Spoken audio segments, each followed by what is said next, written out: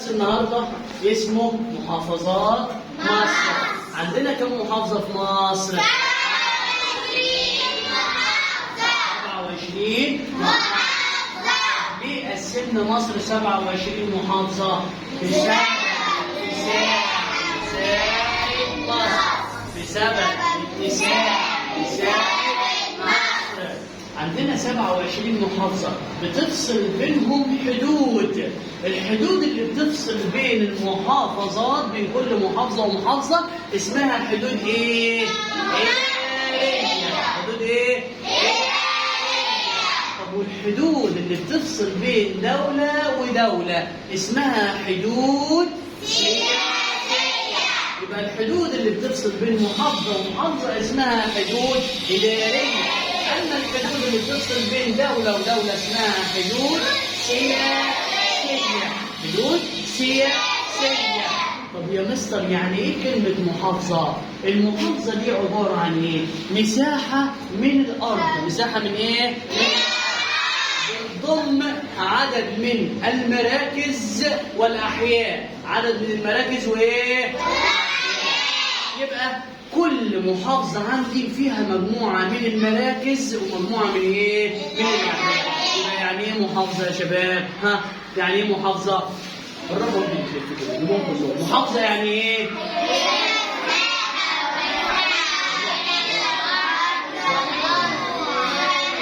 تمام؟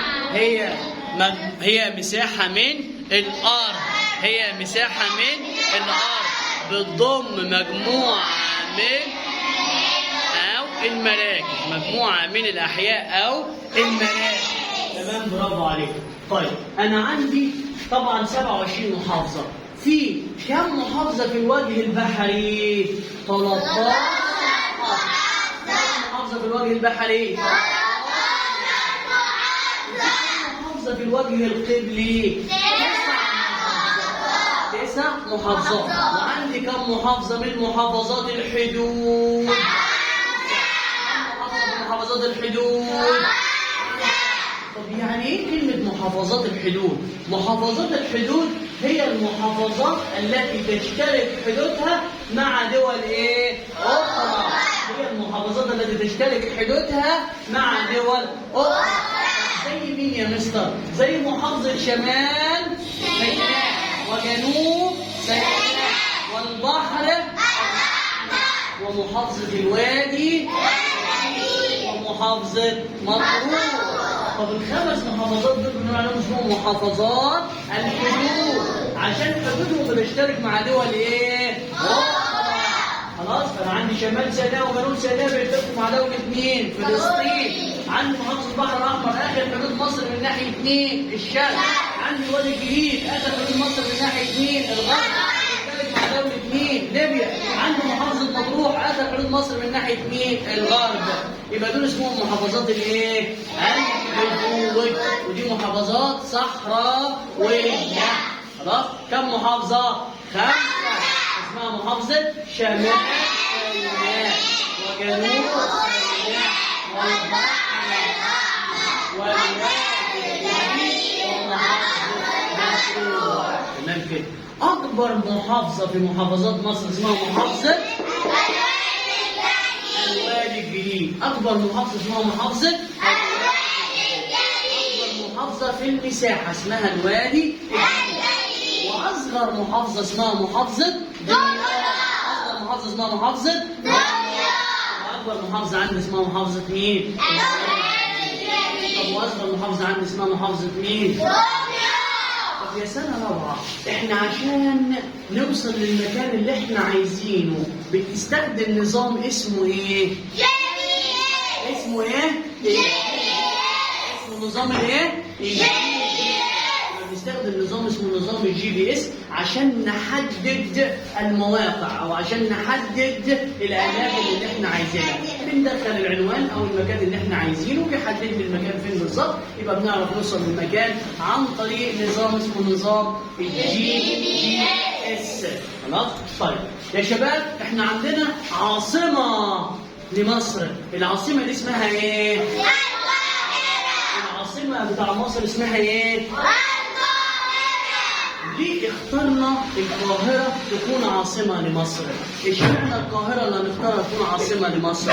لأن هي ملتقى الوجه البحري بالوجه القبلي. يبقى محافظة القاهرة هي نقطة التقاء بين محافظات الوجه البحري وبين محافظات الوجه القبلي. كمان القاهرة فيها الوزارات. فيها ايه؟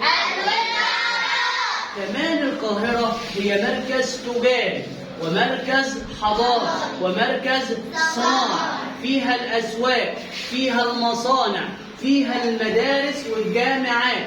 فهي مركز تجاري ومركز صناعي ومركز حضارة. كمان فيها المناطق الأثرية. ايه المناطق الأثرية اللي في القاهرة؟ زي قلعة صلاح الدين، زي مسجد عمرو بن مين؟ زي كنيسة اسمها الكنيسة الايه؟ اللي اتبنت على بقايا أبراج الرومان زي ما قلنا. خلاص؟ يبقى أنا عندي مناطق أثرية زي مين؟ قلعة صلاح الدين، زي مسجد عمرو بن العاص، زي الكنيسة المعلقة.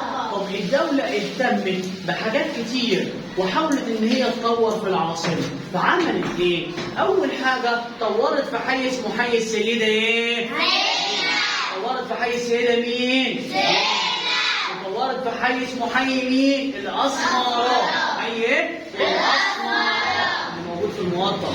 وكمان اهتمت بإن هي عملت محور رود الفرج. محور يربط الجبال والطرق اسمه محور إيه؟ رود. مش بس كده، دي الدولة كمان أنشأت عاصمة اسمها العاصمة الإيه؟ الإدارية. العاصمة إيه؟ هنا سؤال، بما تفسر ليه اهتمت الدولة بإنشاء العاصمة الإدارية؟ ليه عملت عاصمة جديدة اسمها العاصمة الإدارية؟ لتخفيف الضغط السكاني. لتخفيف الضغط إيه؟ لتخفيف الضغط مين؟ السكاني. في مشاكل لسنة رابعة في درس محافظات مصر؟ لا. خلاص؟ جاهزين تطلعوا معايا على السبورة وأسألكم وتجاوبوا؟ ماشي يا سنة رابعة.